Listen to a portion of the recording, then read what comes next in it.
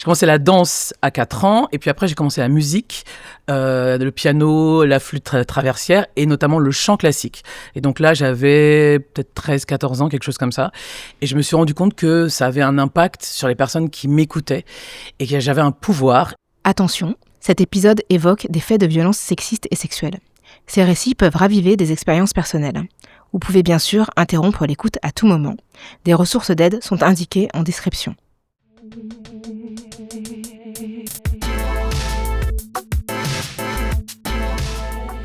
Bonjour et bienvenue dans ce nouvel épisode d'En Bonne Voix, le podcast dédié au pouvoir des mots et à la puissance de la parole. Je suis Rokhaya Diallo, journaliste, autrice et réalisatrice. En 2022, j'ai créé Word, la première école de prise de parole en public pour démocratiser l'accès à la sphère publique et promouvoir le langage, la langue, comme une affirmation de soi et comme une arme de conviction. À ce micro, je reçois des personnalités qui ont fait de leur verbe ou de leur voix des outils de pouvoir, d'affirmation ou de création.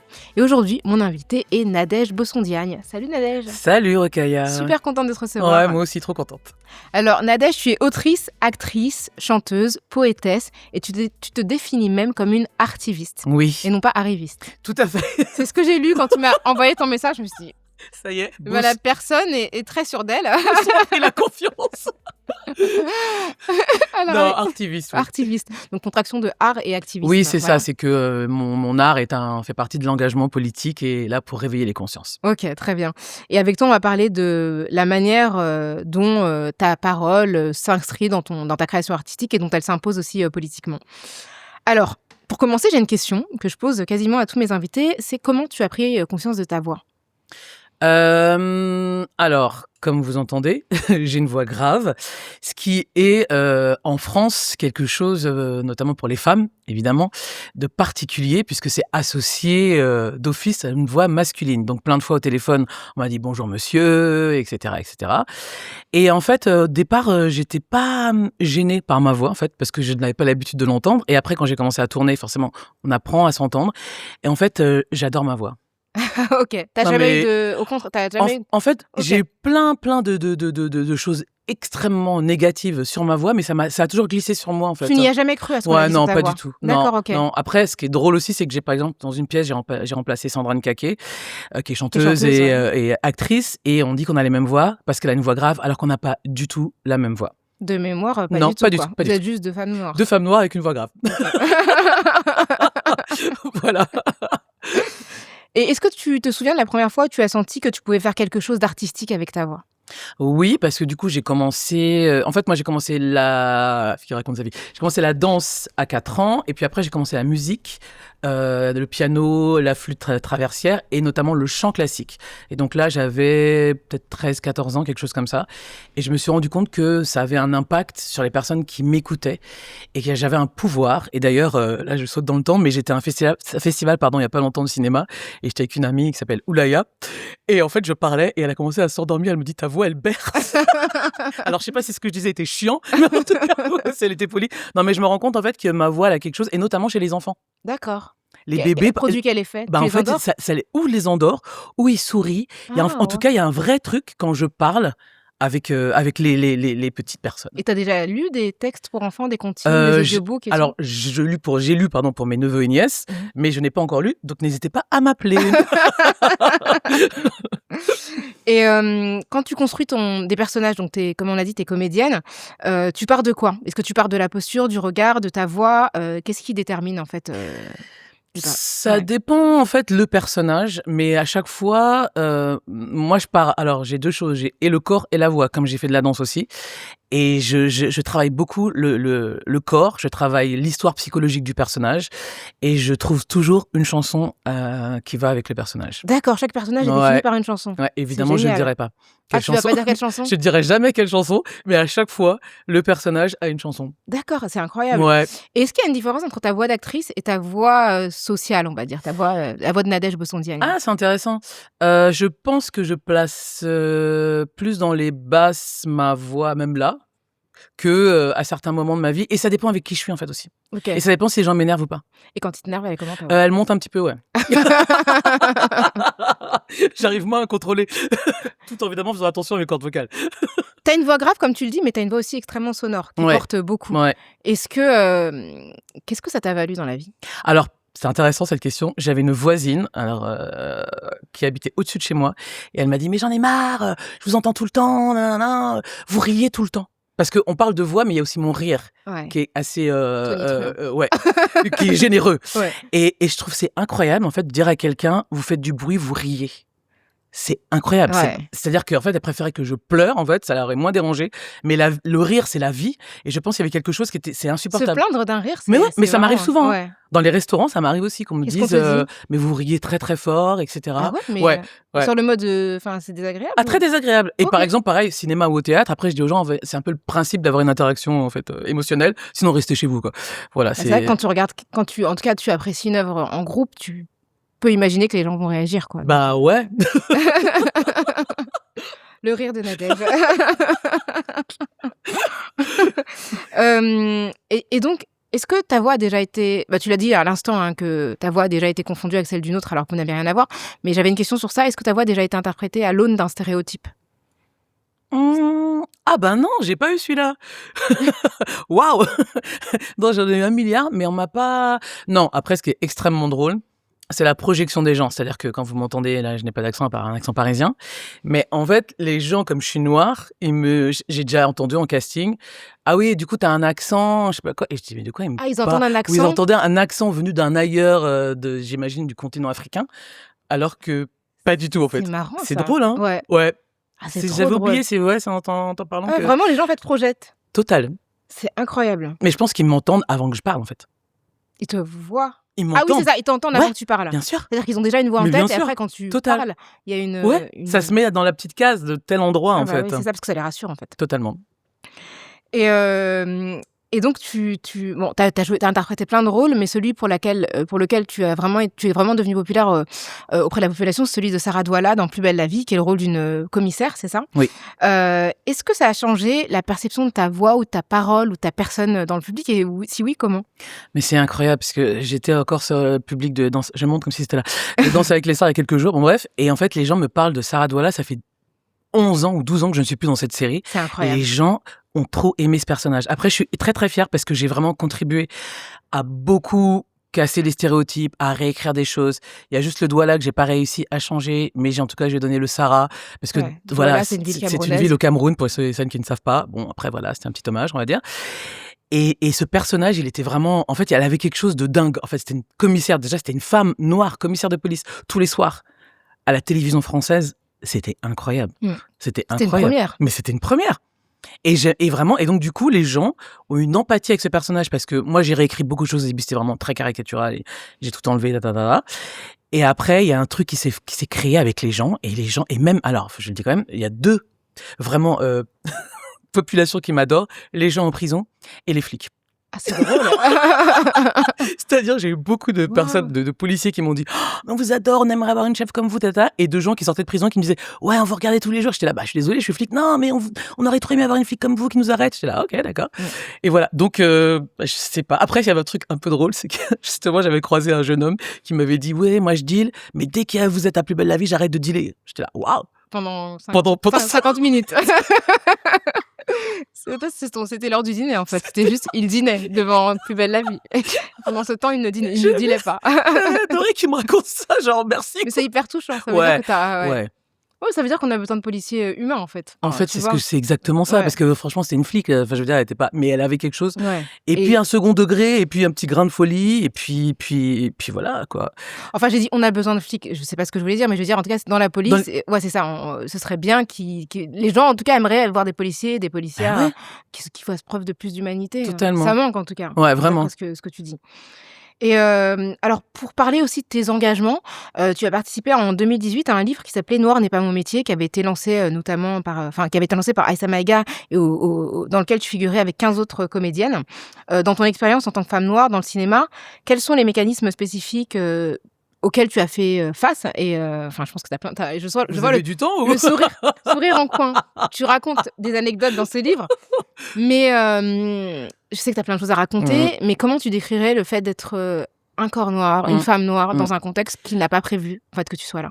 En fait, pour résumer, je pense qu'on est noir avant d'être nous. C'est-à-dire qu'on arrive quelque part. Déjà, si on peut arriver dans un endroit, on est noir, c'est-à-dire avec tous les stéréotypes et les clichés qui sont alloués aux dites personnes noires, et surtout, on n'est pas censé être là. C'est-à-dire que l'industrie nous fait bien comprendre que quand on est là, c'est pour ça que Aïssa Maïga, elle a voulu écrire ce livre, c'est pour avec nous, pour dire mais je suis pas la seule actrice noire qui existe, nous sommes plein de corps et plein de voix, etc. Et donc à chaque fois que vous arrivez à obtenir un rôle, etc., on vous fait vraiment comprendre que c'est comme si c'était un petit cadeau, en fait, quoi. Donc, en fait, il faut rester... Alors, vous avez le cadeau, ok, c'est super, on te tolère, mais tu restes à une certaine hauteur, avec un certain regard, et tu dois pas dépasser. Et si tu dépasses, et si tu ouvres, et si tu réclames, et si tu dis, il y a des injustices, bah, tu payes. Et t'es puni. Parce que vraiment, il y a encore... C'est pour ça que ce que Aïssa Maïga avait dit au César, c'était exceptionnellement fort. Elle avait fait un discours au César en 2020 pour dénoncer justement l'absence, en tout cas l'invisibilisation, le fait de stéréotyper les acteurs et actrices noirs d'origine nord-africaine ou asiatique. Totalement. Et moi, ce qui me vraiment désole, c'est que je reçois encore aujourd'hui, donc en 2026, des messages de jeunes acteurs et jeunes actrices qui vivent encore les mêmes choses que nous, on a vécu depuis 33 ans que je fais ce métier, en fait. Ces choses ne bougent pas. Alors, on va nous dire ça bouge un tout petit peu, etc. Mais en fait, il y a vraiment un inconscient collectif, notamment des décideurs qui sont là, décideurs, qui doivent dire, bah voilà, j'accepte qu'il y ait tel rôle, et la plupart sont profondément avec un racisme qu'il faut complètement déconstruire, quoi. Il y a du travail. Ouais, voire détruire. Même. Ouais, c'est ça. À ce stade, c'est du gros œuvre. Totalement. Alors, tu es une femme engagée, comme je l'ai dit. Tu as lancé le mouvement Même pas peur, #MêmePasPeur, qui est considéré comme le mouvement de dénonciation sexiste dans le cinéma africain, le MeToo du cinéma africain. Comment tu as compris que te taire jusqu'alors revenait à renforcer l'omerta? Et quand tu as senti que libérer la parole devenait une nécessité politique? En fait, c'est justement le fait d'avoir commencé à travailler avec Aïssa sur ces questions-là. Entre-temps, j'avais déjà commencé à travailler avec une psy, paix à son âme, parce qu'elle est décédée il n'y a pas longtemps, sur la question d'avoir été victime et de pédocriminalité, et puis après dans l'industrie. Donc, il y avait c'est comme si c'était des petites graines qui à chaque fois se germaient, et de confiance. Et puis j'étais invitée à parler justement donc au FESPACO, Festival du cinéma africain à Ouaga, au Burkina Faso, de la place de la femme dans le cinéma africain. Et en fait, je les appelle mes vagues. C'est-à-dire que j'étais devant mon ordinateur et j'ai été submergée par ce que j'appelle donc mes vagues, c'est les réminiscences des traumas quand vous avez été victime de violences sexuelles. Et j'étais comme ça, et j'étais devant l'ordi, et je me dis mais c'est ça qu'il faut que je raconte, ce que j'ai vécu dans l'industrie, puisque j'étais entre guillemets armée pour le faire, bien entourée, je me suis préparée, etc. Et c'était incroyable en fait de voir comment 1, 2, 3, 4 on parlait en temps réel après cette table ronde qui était là. C'était exceptionnel. En fait, tu as participé à une table ronde et tu t'es dit je vais raconter ce que j'ai subi. Ouais. Et est-ce que tu as eu peur En fait, j'ai pas eu peur. Là-bas, j'étais logée justement avec donc Aïssa dans un même appartement, et j'ai oublié son nom pas mal. Hortense, pardon. Mais je sais pourquoi j'ai oublié son nom. Et parce que du coup, malheureusement, voilà, elle m'a pas soutenue jusqu'au bout. Et en tout cas, voilà. Et moi, j'avais prévenu personne, en fait. C'est des amis très très proches, je leur avais pas dit. Et j'ai dit, voilà, les filles, je vais parler de ça. Et elles m'ont dit, on est avec toi, etc. À Paris, mon mari était en soutien, une autre amie, etc. J'avais travaillé aussi avec ma psy, cette prise de parole, parce qu'il faut vraiment travailler. C'est pour ça que je dis qu'il n'y a pas d'injonction, et on fait comme on peut, et on parle si on peut. Et en revanche, c'était douloureux parce que les femmes qui étaient c'était un collectif qui organisait ça, elles n'ont pas du tout été accueillantes. Elles m'ont dit, faut pas que ça prenne trop de place, faut pas que ça prenne trop de temps, etc. de parler de tes agressions. Désolée les meufs. Tu les as prévenues avant? En fait, je les ai prévenues, oui. D'accord. J'aurais dit, voilà, je vais parler de ça. Et puis on avait une interview pour TV5 Monde aussi. Et le journaliste trouvait que c'était incroyable, etc. Et elles, je voyais que ça les dérangeait, comme si c'était un truc d'égo, alors que pour moi, c'était un truc politique et puis un truc de survie, en fait. Elles n'ont pas vu, en fait, l'enjeu politique de ta parole. Ah non, c'était incroyable. C'était elles incroyable. N'ont pas compris. Bah, je sais pas si elles n'ont pas compris. Je pense qu'elles n'ont pas compris ou qu'elles étaient dérangées par le fond. Après, c'est difficile aussi puisque certaines sont aussi amies avec un de mes agresseurs. Donc après, on voit aussi comment c'est difficile et comment il y a une omerta qui se met en place. Mais ça les a dépassés, c'était incroyable. Et je regrette pas. Et après, j'ai eu des menaces de mort, etc. Au festival, j'ai eu une fausse interview. Je devais aller à un rendez-vous et je me suis dit non, ça c'était bizarre ce truc-là. Tu penses que c'était un guet-apens? Ouais, c'était un guet-apens. On m'a confirmé. Non, mais c'était. C'est incroyable. Tu racontes ça avec beaucoup de légèreté. Ouais, c'est ça. On dirait que tu racontes un personnage de fiction que tu vas jouer, mais non, ça t'est arrivé dans la vraie vie, quoi. Dingue. C'est incroyable. Je te jure, c'était Waouh. incroyable. C'était incroyable. Et après, il y avait des trucs ubuesques. C'est-à-dire que j'ai croisé des réalisateurs que je connaissais et ils me disaient, mais moi, est-ce que moi je t'ai fait quelque chose? Je Bah, dis, en mais fait, si t'as fait quelque chose, tu es au courant. c'est-à-dire comment tu sais Et pas? si tu poses la question, c'est pas très bon C'était signe, en fait. incroyable. Et un réalisateur que j'aime vraiment beaucoup, que j'aimais beaucoup, qui m'a appelé, j'étais sur un autre tournage, qui m'a engueulé parce que sa femme, je croyait que je parlais de lui. Et j'ai dit, mais t'es hors sol. C'est-à-dire, merci pour l'empathie, en fait. Ouais. Et donc voilà, et je me dis, moi, bien entourée, j'ai eu ça. Donc comment voulez-vous que les jeunes femmes ne parlent, en fait? Ouais, ce que tu dis, c'est que tu as pris la parole, tu as lancé un mouvement, mais on peut pas stigmatiser les personnes qui ne prennent pas la Mais parole. non, moi je dis vraiment, ça a un coût et je ne cesse de le dire. Je paye aujourd'hui encore le coût de cette parole. Ici, en France, ici, j'étais au pays, je veux dire sur le continent africain, en France, etc. Ça a un prix. Je ne travaille plus. Ça a un prix. C'est pas des vues de l'esprit. En 2022, tu as porté plainte contre une productrice au sein du collectif 50-50, ce qui a Oui. provoqué une crise interne. Peux-tu dire ce que cette procédure et sa conclusion judiciaire malheureuse pour toi t'a coûté professionnellement et humainement? J'ai peut-être pleuré. Alors je l'appelle Paupiette. Je ne dis jamais le prénom de cette personne parce que c'est le prénom d'une amie à moi et du coup je l'appelle Paupiette. Donc c'est une productrice blanche du collectif 50-50 qui lors d'une soirée a mis sa main sur mon entrejambe après m'avoir touché 1 milliard de fois. J'avais un afro, elle m'a touché 1 milliard de fois les cheveux, etc. Et donc elle m'a agressé sexuellement et lors de cette soirée, forcément avec mon histoire de viol dans l'enfance et puis après, etc. J'ai eu une réminiscence. D'abord, j'étais en sidération. Et puis après, j'ai commencé à le dire 1-2 personnes qui étaient oui, bof, et j'étais vraiment en train de pleurer. Et puis après, je l'ai dit donc à Judith Nora et à Issa Maïga, qui tout de suite m'ont cru. Et en fait, moi, j'ai tout de suite dit à Issa, je vais porter plainte, en fait. C'est pas possible, j'ai appelé mon mari. C'est-à-dire que moi, je prenais la parole plein de fois auprès de jeunes filles qui me demandaient comment on fait, est-ce qu'on porte plainte, À l'époque, j'ai pas pu porter plainte, j'étais pas en état. Quand j'étais petite, j'étais trop petite. Et adulte, je l'ai pas faite. Et je me dis, mais comment je peux pas, moi, en fait, avoir une parole et ne pas aller au bout de la procédure? Je suis allée porter plainte et j'ai voulu vraiment faire, comme on nous reproche le tribunal médiatique, j'ai été porter plainte et j'ai dit à mon avocate, on n'en parle pas dans les journaux, etc. Franchement, moi, je dis vraiment aujourd'hui, si vous voulez porter plainte, il faut être bien entouré émotionnellement, psychologiquement, financièrement. Et surtout, qu'est-ce que vous attendez de cette plainte? Parce que la plainte va pas vous réparer, en fait. C'est pas ça qui va vous réparer. Moi, c'était important que j'aille au bout du processus par rapport à mon histoire. Mais ça a été extrêmement violent. J'ai été... Enfin, il y a eu des articles. Alors, ce qui était super, c'est que je n'ai jamais rien lu, en fait, de ce qu'écrivait Paupiette et compagnie.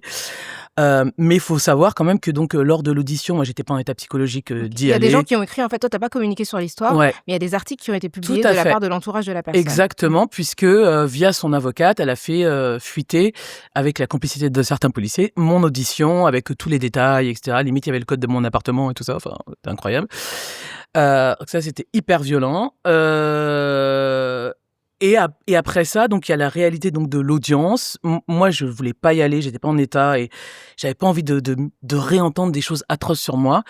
Mais à l'audience, il y avait Thierry Frémaux, qui est, pour les gens qui savent pas, c'est vraiment c'est le grand big boss du cinéma et du Festival de Cannes. Il y avait Agnès Jaoui, il y avait Harold Valentin, il y avait Marion Vernou. Je les nomme parce ils sont cités dans un article de Libé, donc je ne suis pas en train de faire du name dropping. Et en fait, donc tous ces gens étaient en soutien de Paupiette.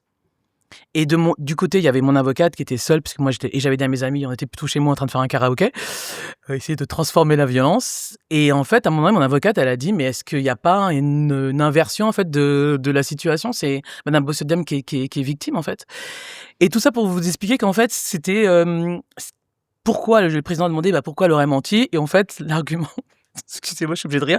C'est parce que je voulais être à la tête du collectif 50-50 et c'est pour ça que j'ai menti. Donc, le collectif 50-50, c'est un collectif qui milite pour plus de parité pour la parité dans le cinéma. Et je dis, la vie a tellement une vie de merde. Qu'est-ce qu'elle veut dans la vie?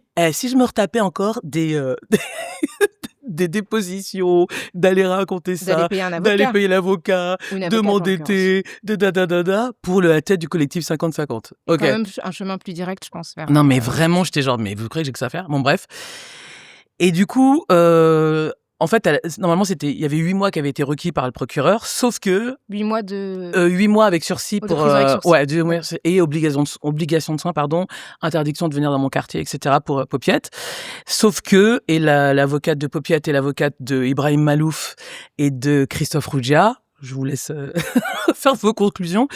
En fait, elle a trouvé un vice de procédure, c'est que la police n'a pas envoyé la notification de fin de garde à vue. Et donc ça fait que la confrontation que je me suis tapée avec elle, qui était vraiment mais horriblement violente, ça n'a pas compté, et voilà, donc c'est classé sans suite. Et après ça, comme elle est entourée de gens très puissants, elle était dans Elle Magazine en disant qu'elle était complètement innocentée, etc. Non, c'était relaxé, tu n'es pas innocentée. Ouais, elle a été, oui, en fait, elle a, enfin, service de procédure, donc c'est exactement ça. Ce qui arrive, enfin. Tout le temps, enfin, Oui. on sait, hein, le En nombre fait, de les bons plaintes. avocats, c'est là-dessus qu'ils font sauter les Tout à fait, plaintes. tout à fait. Et en revanche, par rapport au milieu dans lequel j'étais et là où j'étais de ma carrière, ça m'a complètement écrasé, quoi. C'est-à-dire, ça s'est manifesté comment ? C'est-à-dire que je ne passais plus de casting, ou quand j'avais des castings, en plus j'étais vraiment dans une grande agence, pour le coup, la plus grande agence, adéquate, c'est là où arrivent tous les projets, etc. Quand des fois je me retrouvais, ils hésitaient entre 2 personnes, et il se passait un truc trop bizarre, finalement c'était pas moi, et en fait j'ai tiré les fils, et après on se rendait compte, mais vraiment c'est plus qu'une mafia, c'est un truc incroyable en fait, qu'un tel connaît un tel, qui connaît un tel, parce que Popiette est extrêmement bien entourée et de gens. Il y avait même Vincent Maraval, je me permets de le citer puisqu'il m'a carrément nommément insulté. Il a dit de toute façon toutes les personnes qui ont soutenu Nadège Bossondiagne ne travailleront plus jamais. Il a fait un tweet comme ça, Ok. au calme. Ah voilà, c'est vraiment Comme ça. le népotisme assumé, quoi. Totalement. Et c'est pour ça que, et puis voilà, plein de gens ne parlent plus. Enfin voilà, ça a été un truc incroyable en fait. Mais ça nous a dépassé en fait. Moi, enfin je dis moi à mes amis et tout ça, parce que je me dis, j'arrivais pas à comprendre en fait des gens qui se disent féministes, qui prennent le parti de cette personne et ils me disent oui, mais parce qu'en fait, soi-disant, pendant la garde à vue, elle aurait eu ses règles et on lui a pas donné de serviette ni de tampon, on lui a jeté un torchon. Non, mais supposer que ce soit vrai, enfin, ça n'a rien à voir, tu n'y es pour rien. On est d'accord ou En pas ? fait, il faut juste se poser la question du système d'incarcération en France, c'est ça. de garde à vue, quoi. C'est ça, mais je dis c'est bien parce que vous vous intéressez enfin au système, Ouais, ça fait plaisir. Conditions de conditions. ouais, c'est ça, conditions de détention. Mais ouais, ça a été extrêmement violent. Donc en fait, toi, ta parole t'a coûté moi une tout. grande partie de ta carrière. Oui, mais alors, merci le travail que j'avais fait sur moi et mon instinct de survie en norme, c'est que en fait, ça m'a obligée à aller faire tout ce que je ne faisais pas, c'est-à-dire mes projets. Justement, c'est ma question suivante. Oh, wow. Excellente transition, Nadège. On voit que t'as fait de la télé, toi, non ? T'as pas bossé dans une émission de télévision ? Je ne crois pas, ça me dit rien. Donc, tu as créé un spectacle qui s'appelle Mon corps est une révolution. Et donc, dans ce spectacle, tu fais de ton histoire un acte de scène qui mêle slam, chanson et danse. Est-ce que ce spectacle est une tentative de réparation personnelle ? Est-ce que c'est une reprise de parole politique ou un acte de redéfinition de ton propre rapport à ta voix ? En fait, c'était une manière, puisque j'étais en capacité de le faire, d'avoir la distance nécessaire avec mes traumas, d'en faire un acte politique et à un moment donné, un endroit que moi auquel j'avais pas eu droit, auquel j'avais pas eu accès non plus, ni intellectuellement, parce que bon, là j'ai eu des rôles intéressants, mais pas de dingue non plus. Et c'était que moi je fasse résonner cette voix, et aussi le fait que je sois autrice. Et tout ça, en fait, tout ce qui a découlé de Popiette et de la violence, je me suis retrouvée face à moi, et je me suis dit, mais moi j'ai envie de me raconter depuis très longtemps, et je le fais pas, et ben là t'as largement le temps de le faire. Ok.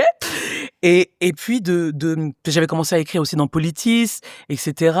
Ce que j'avais fait aussi dans le livre avec Aïssa, etc. Cette voix, cette autrice que j'étais, je me suis dit mais faut que je le fasse en fait. Et la chanteuse que j'étais aussi, je le suis depuis longtemps. On y va.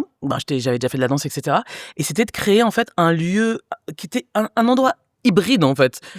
Il y a du chant, de la danse, comme tu l'as dit, de la danse, comme si on se posait ça, vraiment les réflexes, du chant, de la danse, du jeu, c'est drôle, et puis c'est triste, et puis c'est en colère, et puis c'est gai, et surtout, c'était pour dire, waouh, en fait, tout ce qu'on a vécu, si on arrive à le transformer, parce que c'est pas évident de réussir à le transformer, on peut en faire de la poésie.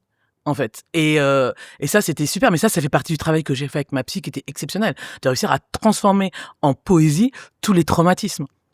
Et ta voix chantée, comment elle est par rapport à ta voix quand tu parles ? Parce que c'est un champ particulier de l'investir et forcément, tu te confrontes aussi à des formes de fragilité. Est-ce que c'est une autre voix ? Est-ce que c'est ta voix qui s'exprime différemment ? Je crois que ma voix chantée, c'est vraiment moi. Et je crois que quand on chante, on ne peut pas se cacher, en fait. Je crois qu'il y a un truc... on va pas se cacher, mais après, j'apprends à découvrir cette voix. J'ai appris à découvrir cette voix parce que pendant très longtemps, je sais pas pourquoi, mais je pense qu'on n'aura pas le temps de développer ici. J'aimais pas mes aigus et je sais pas quoi, nanana. Et avec mon mari qui est musicien, Geoffroy Tecaillon, il me dit mais ta voix de tête et en fait t'as une grande tessiture et t'as une large et en fait oui j'ai des aigus, je monte très très haut. Et là donc je suis en train de faire mon album et en fait je m'autorise ça, en fait je m'autorise à monter, à descendre, à faire des trucs et à être moins en force aussi, moins j'ai vraiment une grande puissance quand je chante.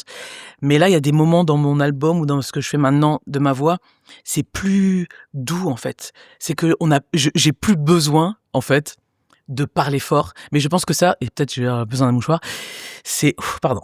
Quand on a été victime d'agression sexuelle, ça va aller. On nous a empêchés de parler en fait. Et du coup, parce que vous avez la loyauté à l'agresseur qui vous a dit c'est un secret, tais-toi, quand t'as 9 ans, tu dois pas parler. Et je pense qu'on parle pas. J'avais parlé de ça avec Sandra, je me permets parce qu'elle en a parlé aussi. Et du coup, je pense que je parlais pas pendant longtemps et que je m'autorisais pas à avoir ma voix et que maintenant je suis, vous inquiétez pas, c'est des larmes d'émotion. Je suis hyper heureuse et hyper fière. Et du coup, je pense que c'est vraiment ça. Et c'est pour ça que aussi, quand je parle des fois, les mots, c'est comme s'ils étaient en cascade, parce que pendant longtemps, j'ai pas pu parler. Et donc, quand tu dis que ta voix chantée, c'est vraiment toi, qu'est-ce qu'il y a de plus toi dans cette voix que dans la voix que tu utilises au quotidien ou en tant qu'actrice? Je pense qu'on entend beaucoup mes fragilités, que je cache beaucoup, parce que c'est vrai que les gens disent « Ah, t'es solaire », mais les gens qui me connaissent bien savent que j'ai aussi des côtés très sombres, liés au psychotraumatisme, aux violences que j'ai subies, qui sont liés aux violences sexuelles et aussi aux violences intrafamiliales et aussi aux troubles que j'ai. Je suis en train d'écrire là-dessus, etc. Et je pense que quand je chante, en fait, c'est comme si, pareil, je m'autorisais à pas être parfaite, entre guillemets. Alors. Respire. Ça va, tu veux? Ouais. Ah non, ça va. Hein. En Nadège, t'es une meuf super stylée, comme on peut le voir. J'aimerais savoir comment tu penses à ton look. Ouais, on va parler de ça. On peut regarder les ongles verts. Totale concordance avec le gilet. Et qui va avec les chaussures. Avec les chaussures, évidemment. Mais est-ce que tu peux nous parler, parce que le corps, évidemment, voilà. Il y a des plans larges, sinon. J'avais pas vu cette carte. Donc pour les gens qui nous écoutent, Nadège vient de lever la jambe pour montrer qu'il y a du vert aussi sur ses chaussures. Donc de très beaux ongles. Est-ce que tu peux m'expliquer en fait, de quelle manière tu penses ton apparence quand tu pourras prendre la parole? En fait, à chaque fois que je prends la parole, notamment quand j'ai parlé l'année dernière à l'Assemblée nationale et que j'allais leur délivrer un message éminemment politique et poétique, je réfléchis toujours à cette image, puisque de toute façon, je sais qu'il y a des a priori sur ce que je suis censée être. Et du coup, je réfléchis à tout. Donc, ce moment-là, j'avais mis un costume, j'avais une cravate, j'avais évidemment toujours les ongles, et j'avais un foulard, j'adore faire des attaches. Et j'avais évidemment les ongles qui étaient assortis au foulard. Et pour moi, c'est aussi politique de m'habiller comme j'ai envie d'être. Et ça ne plaît pas à un tel. I don't give a shit, je m'en fous. C'est vraiment, c'est ma liberté en fait. C'est ma liberté. Est-ce que tu as un uniforme justement dans ces cas-là? Là, tu parles du jour où tu t'es exprimé devant la commission d'enquête contre les violences, sur les violences sexuelles et sexistes dans le milieu culturel. Est-ce que dans ce cas-là, tu dis j'ai une armure, j'ai un uniforme Là, j'avais ça, mais en fait, j'ai deux. Je me rends compte que en ce moment, j'ai deux styles. C'est genre sportswear. Je suis en passion pour les jogging. D'ailleurs, je dirai une marque plus tard et vous avez intérêt à me sponsoriser. Non, je rigole. Et du coup, donc j'aime bien le côté jogging, mais alors je peux me mettre du rouge à lèvres, faire une attache foulard, etc. Ça, c'est un peu la journée. Et le soir, s'il y a un grand événement, j'adore porter des boubous stylisés. Il y a beaucoup de jeunes stylistes qui mettent, et j'adore porter, regardez mon Instagram, vous verrez. J'adore porter ça, faire des attaches. C'est comme si ça me ramène au pays de mon père qui est le Sénégal, à la moitié du pays de ma mère qui est la Côte d'Ivoire. Et j'ai besoin de ça, en fait. Il y a un truc, je sais pas, ça me donne une force. C'est aussi un ancrage par rapport à ça, ouais. Et totalement. C'est une manière aussi de t'inscrire dans une filiation Ouais, d'inventer, parce que moi, comme ma mère, elle connaît pas son histoire, etc. C'est moi, ma génération, qui répare. Et je pense que, en fait, je répare. Et je répare. Elle est forte, cette truc.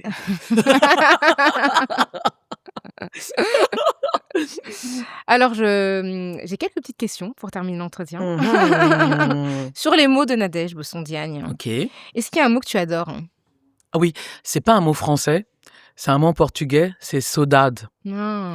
Parce qu'en fait, il y a la nostalgie, la mélancolie, mais il y a la rêverie et il y a l'espoir. Et il n'y a pas de traduction en Non, français, il n'y a pas d'équivalent. mais ça me ressemble trop.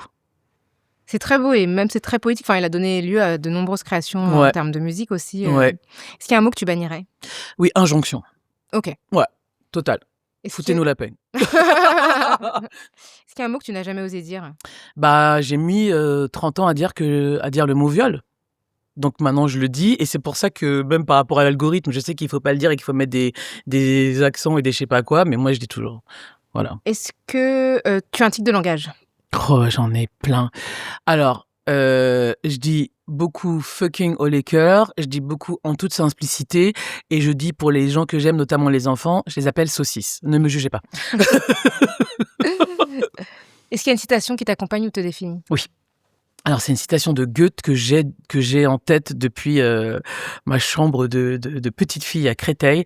Ce que tu veux faire, ce que tu rêves de faire, tente-le. L'audace est géniale, puissante et magique. Magnifique.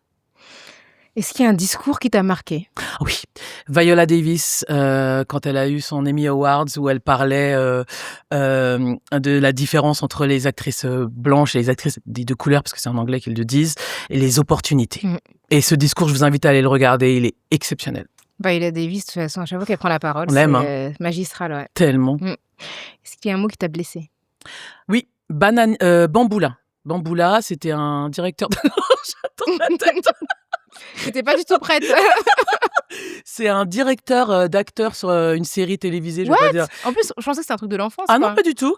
En fait, dans une série télévisée dans laquelle je jouais, je dirais pas le nom parce que j'ai envie qu'il m'attaque. En fait, je jouais, j'avais un amoureux dans l'histoire. Et donc, l'acteur qui joue mon amoureux, on boit le thé à la maison et tout. Et il me dit, en fait, un tel m'a dit, vous allez bien ensemble avec la Bamboula. Et lui, il me dit ça, mais genre, comme si c'était un super compliment. C'est incroyable. Et je dis, mais c'est-à-dire et tout. Et du coup, j'ai appelé mon agent, c'est allé très très loin. Et c'était incroyable. Et après, c'était ma faute parce que le pauvre, il était en tristesse parce qu'il est pas raciste. Voilà. Mais il dit Bamboula. Ouais. Est-ce qu'il y a un mot qui t'a libéré? Ah oui, alors attendez. Oui, je sais. Oui, pardon. Renaissance, parce que bon, je suis née du fait de mes parents, mais moi, j'ai accouché de moi-même et j'ai transformé toute la violence, donc j'aime beaucoup ce mot de renaissance. Est-ce qu'il y a une phrase que tu te répètes avant d'agir? Ouais. Qu'est-ce que ferait Beyoncé à ma place? Ne me jugez pas. Ça marche? Ça marche de ouf. C'est trop bien. Est-ce qu'il y a une insulte que tu trouves très belle ou très drôle? Oui, moi je dis souvent, allez vous faire shampouiner. Ok. Ouais, c'est cordial et en même temps c'est précis, quoi. C'est un conseil en plus qui parfois est très opportun. Est-ce qu'il y a un mot que tu ajouterais au dictionnaire? Enfantisme, c'est remettre les enfants au centre des relations et qu'ils aient leurs droits et qu'on ne subisse pas l'adultisme, du coup. Exactement, c'est la question des oppressions que subissent les enfants. Tout à fait. Très très juste. Est-ce qu'il y a une voix que tu pourrais écouter en boucle? Alors, nuit et jour, Concha Bouika, dite Bouika, chanteuse exceptionnelle, je vous invite à aller la regarder, l'écouter, et notamment Tu Bolberas, qu'elle fait en live, c'est exceptionnel, j'ai eu la chance de la voir en concert, on s'envoie des petits mots sur Instagram. Oh, la tout. classe. Ouais, trop la T'as classe. placé ça comme ça. Ouais, vous avez vu? Clac, clac, clac. Ça, c'est parce que j'ai le Beyoncé style. Ouais, Concha Bouika, elle est exceptionnelle, et Nina Simone. En fait, les deux, j'ai du mal à choisir, mais vraiment, c'est... Après, moi, parce que j'ai des choses aussi qui sont assez obsessionnelles, mais notamment quand je prépare des rôles, je l'ai beaucoup écoutée et elle m'a beaucoup aidée, Concha Bouika. Est-ce qu'il y a une voix qui t'impressionne? Alors, il y en a 3, j'ai pas pu choisir, je suis désolée. Il y a Camélia Jordana, il y a Sandra Nkake et il y a Ebony. Ok, donc Ouais. des chanteuses. Ah ouais, c'est vrai, je parle que de chanteuses. Ouais, mais qui ont pris la parole en même temps sur C'est plein de vrai, sujets. c'est Ouais. totalement inconscient. Je trouve qu'elles ont toutes une particularité vocale et je pense que c'est aussi parce qu'elles incarnent quelque chose qui me touche. Très, très intéressant. Y a-t-il une voix qui t'a formée? Alors, en toute modestie, Angela Davis. Je vous vous invite à aller regarder mon Instagram. Vous saurez que si j'existe, c'est grâce à elle, parce que mes parents se sont rencontrés lors d'une manifestation de soutien à Angela Davis. Et aussi la voix de ma grand-mère, Louise Le Borgne, qui était une féministe engagée, et qui vendait l'Humanité Dimanche et tout, qui était une femme exceptionnelle. Eh ben merci. Hommage à ta grand-mère pour terminer. On pense très fort à Louise Le Borgne. Merci beaucoup, Nadège. Merci. J'ai pas essayé de pas repleurer, donc allons-y. Faire les gros plans. Donc c'est la fin de ce nouvel épisode de En Bonne Voix, le podcast dédié au pouvoir des mots et à la puissance de la parole, en partenariat avec mon école Word qui forme à la prise de parole en public. Merci beaucoup, Nadège.